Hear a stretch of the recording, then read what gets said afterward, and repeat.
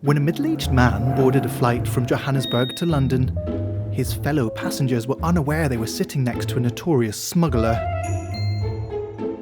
But the contraband, wrapped delicately in bandages and wrapped around his torso, were not drugs or weapons. They were birds' eggs. This is the curious tale of Jeffrey Lendrum, a notorious egg thief. This is Jeff. He's dangling from a helicopter. He's on a mission to steal gyrfalcon eggs. Later, he'd be arrested, but scaling high places and risking it all in far-flung corners of the world is all part of the job for an egg thief. Hello there. But why eggs? Demand for illegal eggs comes from two types of collectors, whose passion fuels a global black market. First, egg collectors, known as oologists. For them, it's all about the thrill of finding eggs and growing their hoard.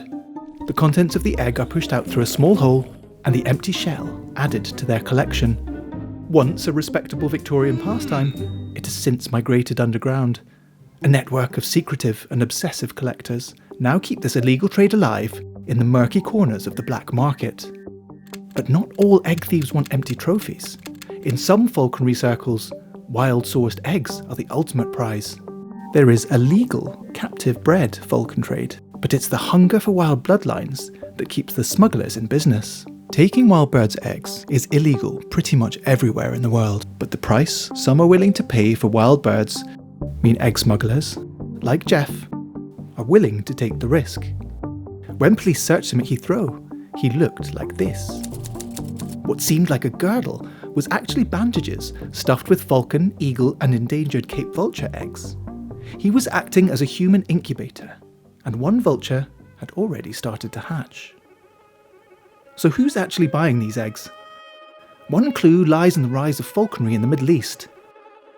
Here, falcons are viewed as the ultimate status symbol amongst the ultra-wealthy, who are willing to shell out tens of thousands of dollars for the fastest, most beautiful and rarest birds. Peregrines, saker falcons and gyrfalcons often fetch the highest fees.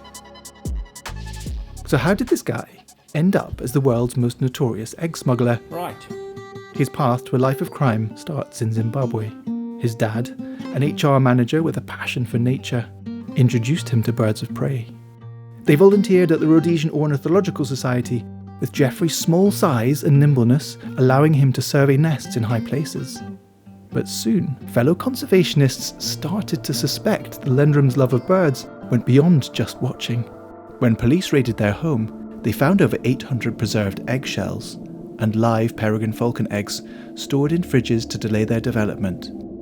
Authorities believed they were destined for the black market, although they could never quite prove it. And so a criminal was born. A 40-year career in egg smuggling took flight, with the occasional crash landing in police custody. He was once staring down more than 4 years in a Brazilian prison, but he decided not to stick around and vanished from the country while out on bail. As the scale of his operation became clear, the press gave him the nickname the Pablo Escobar of eggs. No one knows how many eggs he got away with, but he's not alone.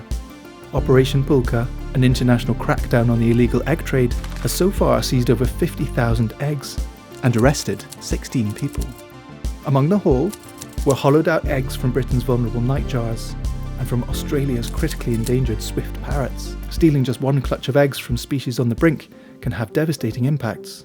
Jeff's final arrest came at Heathrow in 2018. He was sentenced to 3 years and 1 month in prison. He died in August 2022, shortly after his release. But the trade didn't die with him. There are still plenty of other nest raiders waiting in the wings.